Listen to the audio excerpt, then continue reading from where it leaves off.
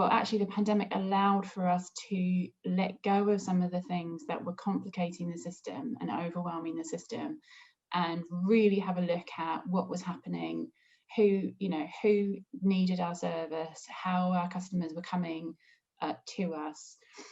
So my name's Marisa Bowman, and I'm the Borough Lead in Tower Hamlets for Occupational Therapy and Mental Health.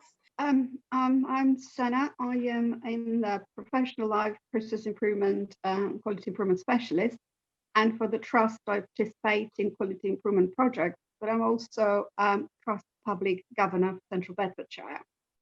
So yes, in essence, we're looking at the pandemic and lockdown number 3, and there is never a greater time to think of what can we do to make things better, what questions can we ask, what tools can we use.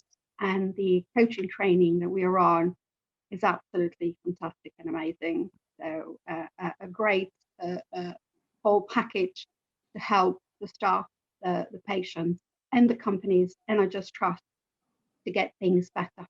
I have a couple of projects that I'm coaching at the moment. One is as a co-lead, and one that we're just starting fresh in one of the community mental health teams here. And it's really about kind of in line with community transformation in Tower Hamlets, and how we can improve service user satisfaction with the service that they receive, the kind of like their care planning, and so it feels really pertinent, even though we're in the middle of a pandemic.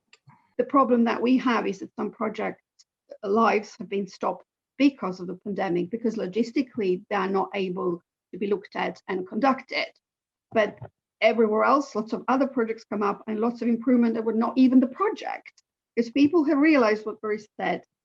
In the chaotic thing, you start thinking, well, I can't cope with it anymore. I need to change something. And that's the momentum on which we are harvesting with this pandemic.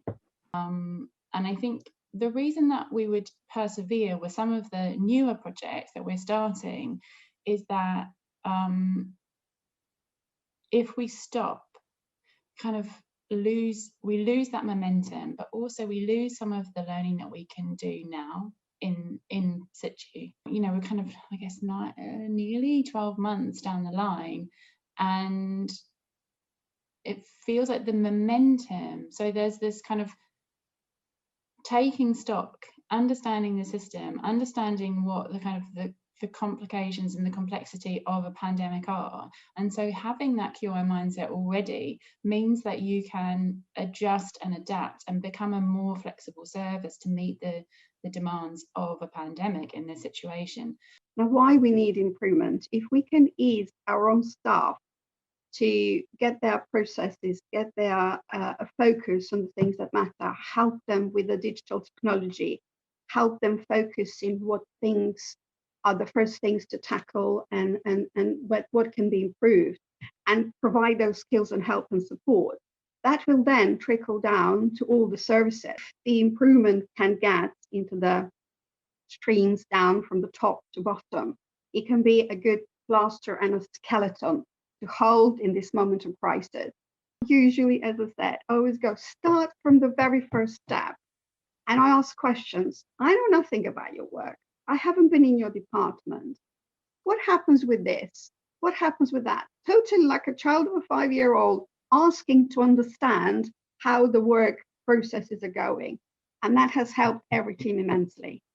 And then when they start realizing bottlenecks, they get such enthusiasm and such focus, because that moment they see, well, this is our work, this is our arena. Oh yeah, we haven't been doing that quite well. Maybe that's what was amazing to see with the projects I've been working. So that minute they realize we sussed it, we start improving it, we own it, it will get better for us. And that was an amazing moment.